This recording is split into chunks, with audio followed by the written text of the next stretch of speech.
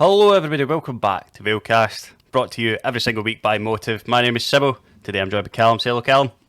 Hello, Simo. How are we doing? How about you, mate? I'm good. I'm good. How are you, mate? Good. Yeah, can't complain. Can't complain. Ah, It's Friday. We've got a weekend full of football ready to look forward to. What more could you want? exactly, mate. Exactly. It doesn't get better than that. I suppose we better look back to our most recent result. It looked as if it was going to be a fantastic result, and it was snatched away from us right at the death of the game, which is extremely disappointing. Why don't you give your thoughts on that? Yeah. Well, we were speaking on Saturday that it obviously to get a point on the board is fine, but as you say, when it is such a late equaliser, it almost feels like a defeat, and that's disappointing because I think the boys put in another good shift at the weekend there, and thoroughly deserved to take the lead anyway. That's for sure. Another goal for Kyle. So that was all looking really good. And yeah, it just last couple of minutes. You know what, like the kitchen sink goes up front, and that's it. But from reading Craig's comments on it as well, I don't think he um, obviously when you lose a late equaliser, it's not a great feeling. I think he was quite balanced in his comments as well, to be honest, very fair in his comments, saying that it was possibly a deserved equaliser that came in, but obviously there'll be that disappointment there that Craig doesn't need to say that to the boys that they know exactly that, but and it's strange being on the other end of it because obviously we've had Yeah, that there's track been record this year of we've done that quite a lot this season. Is uh, to bring a game back in the second half and either win it or take a point away from the or take some points away from the opposition. yeah. Yeah, so it doesn't feel very nice, and we've been No, inflicting this on teams no. all season. Exactly. So sorry to all of them, but it is what it is, As I say, it was, I think on the balance of play, a draw wasn't exactly the worst result on the day. As I say, it is just made that kind of disappointing tinge when it is a late equaliser at Ethan. But as I say, from Craig's comments as well, I think that's probably about right. Yeah, oh, we could take some positives from the game in terms of our new signing. Obviously, Yes. he had a few trials and scored, so it wasn't technically. I think it was his debut goal, maybe from a full From being under contract. contract, Yeah, from yeah, being under yeah. contract, which is good news. Yeah, and I think It's Craig's nice to, delighted with that as well. So yeah, he's really hit the ground running, which when a player comes in and maybe they haven't been playing consistently. Obviously, we've seen that as well with Caden. Another player that's come mm, in and hit the ground running.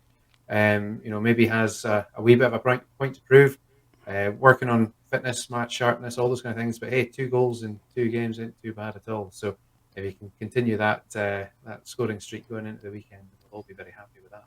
yeah, absolutely, absolutely. It's good to get it out of the way as well. He's under contract. It's all announced. It's public now, Yep.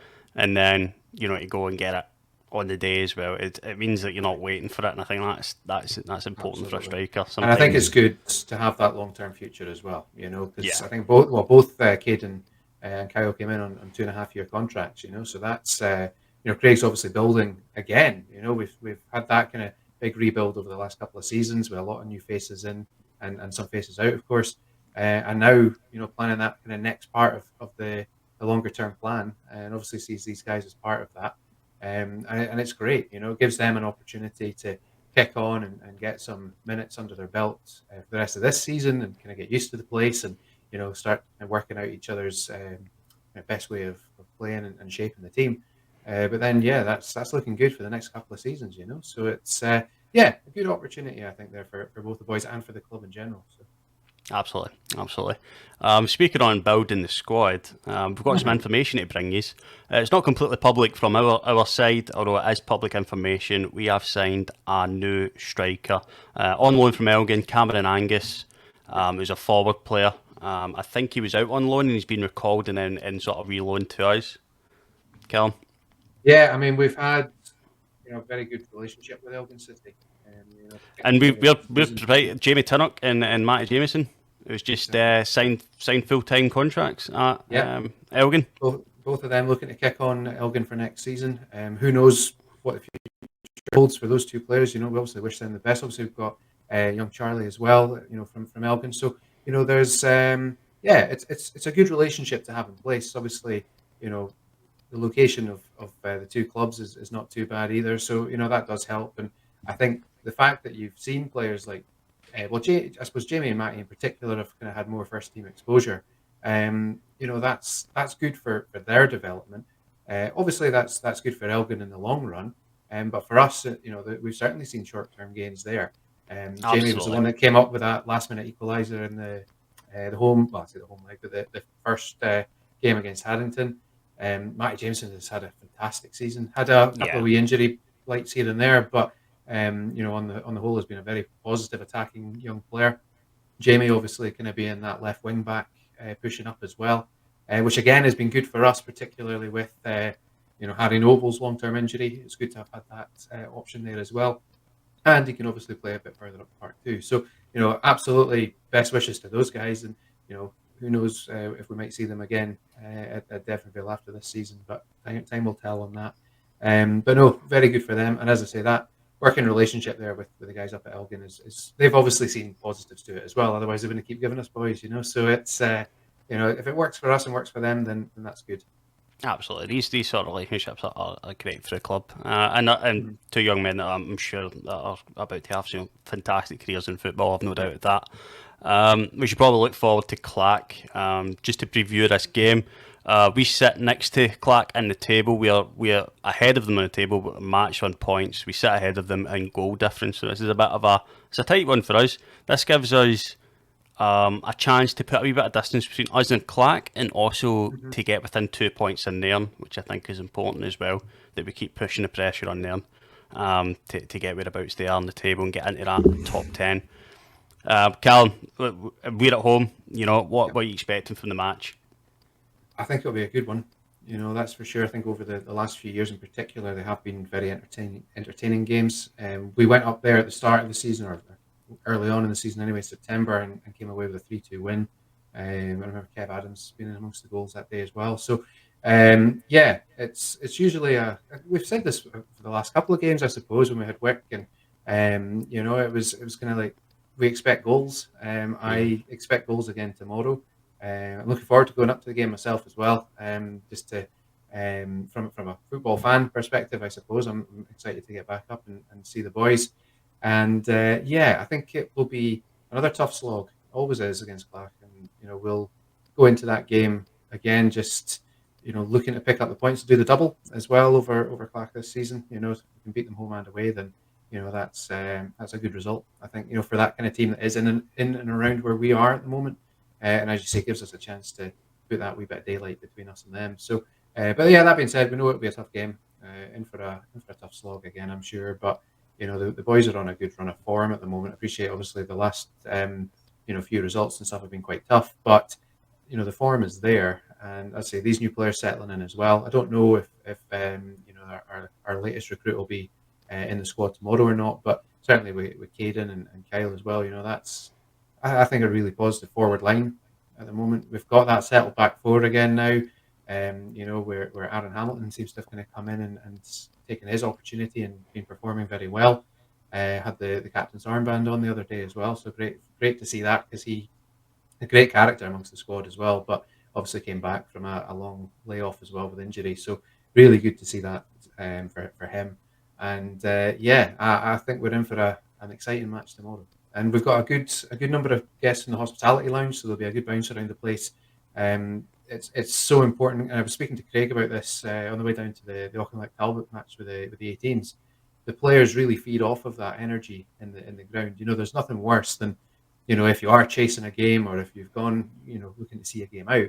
If there's a not much of an atmosphere around, and there's always an atmosphere at Princess Royal Park, and that's only heightened when we've got people in the hospitality lounge as well. Because as I say, the boys do pay attention to that, and yeah, it's good to see that that'll be the same tomorrow. So yeah, bring it on. Absolutely, absolutely. Important games for us. These when really tight in the table. Just before we finish up, Callum, just to give our viewers a little view of the Hen League table. Right at the top, Fraserburgh still sit at the top. Only lost one game this season on 55 Yeah, points. You got I think it's Buckingham theirs to Beacon. lose now, isn't it? It's Absolutely. they've had an incredible season, and fair play to them. We will be. We've got a rearranged match to come against them. We've still got to play them twice this season, so We are away up there in March, but we'll still have the home fixture as well because that was postponed earlier in the season. We do have, I think, maybe 3 or 4 games at the moment that are in the middle of being rescheduled. So again, just keep an eye on the website. We've got all the fixtures up there at the moment on the Vale website. So just keep an eye on there. We'll obviously share things on social media as well as soon as we hear when these rearranged dates are going to be, just so you can get those dates in the diary. But yeah, looking forward to Fraser, and obviously it's a reunion with our former skipper as well. So hopefully we can do one of his new team. Yeah. A wee bit of skin in the game, don't we? And it'll be a great test for the lads Yeah. as well, I'm sure, to test it. I mean, an opposition that have been tremendous all season. It's a great test for these lads to go and show what they're about. In that chasing pack, we have Bucky, Brecon, and very local works as well among the chasing. Broda sitting on 46 points, so Fraserburgh almost 10 points clear of Broda. I'm sure they'll be disappointed and they probably did expected themselves to be a wee bit further up the table, but not completely out there that they could go and make a comeback. And then obviously within the table, if we look at the other end, Fort William still struggling, still yet to win a game in the league, although they have a tremendous amount of games in hand. I think they have about 2 or 3 games in hand and a couple of teams. Turriff sitting just above them. They had a slight upturn in form, managed to get some points on the board.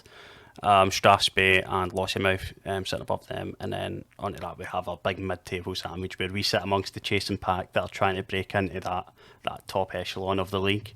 But that's going to do us for this week. We'll be back next week with a review of Clack, and hopefully we'll have some good news to bring you. New signings and hopefully a positive result. This result, I think if we can get something, the 3 points is a really good marker for us. Yeah, no, I would agree. I think this weekend's really a good chance to just kind of put things right. That's and maybe we had that layoff obviously before and after Christmas. Came back just the last couple of weeks. So Clacks is a tough game, but one that we can go and win. And then we're looking at Lossy, Turriff, and Keith after that. And that's 3 games that Greg will be hoping to pick up 9 points from. So we could be going on a nice wee run just now. And as you say, just kind of pushing, get that 8th spot again for a starter, and then take it from there, hopefully. But as I say, a long way to go just yet. There's still a lot of football to be played. But Greg's always said if we're looking at 8th at the moment, then then that's a place that we want to get consolidated and then kick on from there. So yeah, here's hoping next week we're talking about a nice 3 points. Absolutely. This show is brought to you every single week by Motive Offshore Group. So big thank you to them. If you could please like and subscribe, it helps support the show, helps support the club. We're here for you every single week, Thursdays or Fridays, depending on the midweek fixture. And until next week, cheerio bye.